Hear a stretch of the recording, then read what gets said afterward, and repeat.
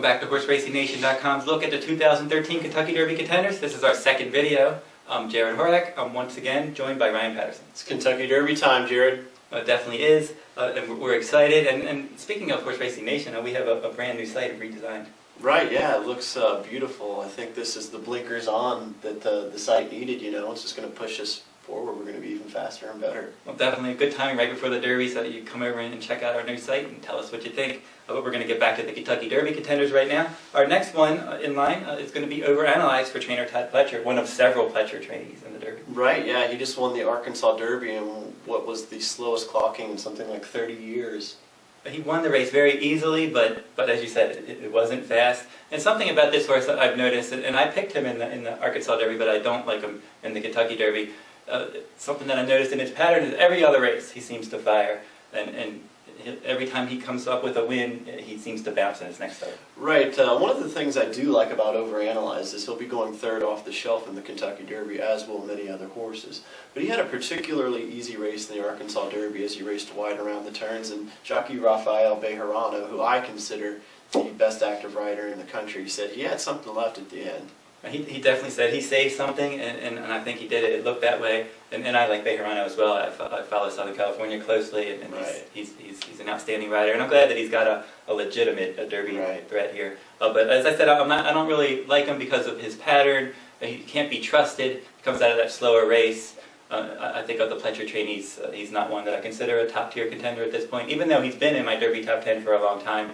But he did win the Remsen last year, and another horse that we'll mention in another video, he beat Normandy Invasion in that race. And for a while, it looked like the Remsen was going to come back a little bit weak, but it seems to have picked up steam now. They both have run well in their last starts. Yeah, it's picked up strongly, and this horse Overanalyze, he's got very good two-year-old form. He was third behind Uncaptured in the Iroquois, and like you said, he came back for a nice win in the Remsen. That was an exciting race. They bobbed heads at the wire, and he ended up getting the victory.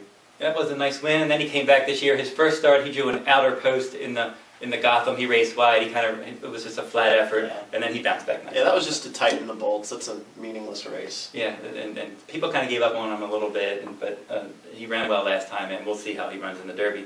Our next contender is going to be a Revolutionary, and you know that I'm high on that one. Right, yeah, the Son of Warpath, one of my favorite horses of all time. He's picked up Calvin Burrell. And that could hurt his price. Yeah.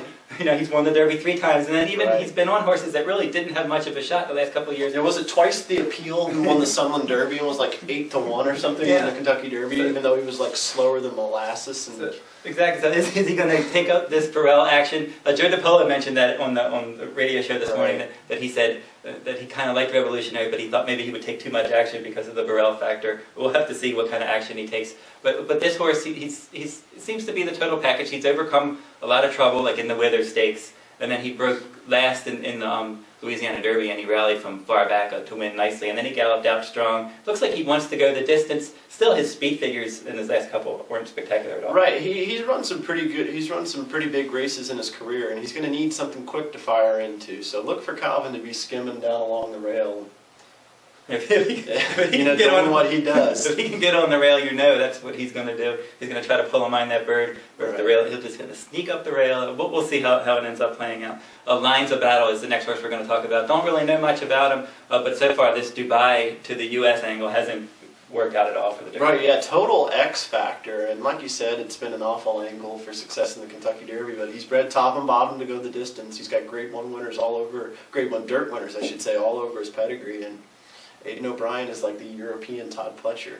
He wants to win the Derby. These connections definitely do want to do well. And he did come to the U.S. once in the Breeders' Cup. He ran in the Breeders' Cup Juvenile Turf. I think he finished maybe 7th last year in that. This will be his second trip. Yeah, his second trip to the U.S. And until that Dubai angle works, I'm not going to consider him a threat. But once it does work, I think you're going to see a lot of people trying that. I think the Godolphin folks especially. And I think they would really be aggravated.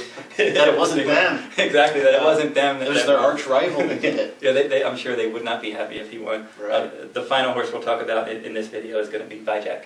Vyjack, extremely versatile horse. It tells you that he's got so much talent that he can win on or off the pace. Yeah, and that was the first time he lost last time, but he was hardly disgraced. He ended up finishing 3rd in that Wood Memorial. And that was a bit of an odd race, how we mentioned the pace was just so slow. He came out of there with a lung infection, so that is a legitimate excuse. I mean, imagine running on a treadmill and your lung is infected trying to breathe like that, and for him to run as well as he did, wow. Yeah, that was a solid effort, and he learned a lot in defeat, and he lost nothing in defeat, obviously. Right, yeah. And he didn't take it easily. Yeah, we'll have to see how he does at the extra distance. I don't know that's going to help him. He's also out of Into Mischief, just like Golden Sense. I'm not sure that he wants to go this far. We'll have to see how the distance factor will end up playing into it. But he did have a workout. It was good that you said he had that lung infection, but he did have a workout at Fair Hill yesterday. Right, and it doesn't really bother me that he's by Into Mischief. I think this sire is going to be proven out to have a little more stamina than people believe. And we've seen this before where some of these horses, we're kind of suspect on their ability to get the distance, and then they kind of outrun their pedigrees. Right. And that could easily happen since a lot of horses bred in the U.S. aren't really bred to run that far. Exactly, yeah. They can all get the distance, it's just how fast. Exactly.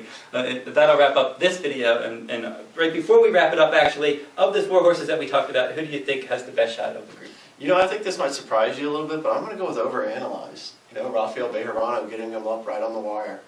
Well, that's disappointing. I was hoping you were gonna go with Revolutionary. Revolutionary's been my top Derby choice, I think, since late February. Ever since Violence retired, I moved him to #1. He stayed there, and now I still have to see him train well. If he trains well, he'll definitely be my top choice. But if he doesn't look good in the mornings, I may change it. But at this point, Revolutionary is still on top of my list.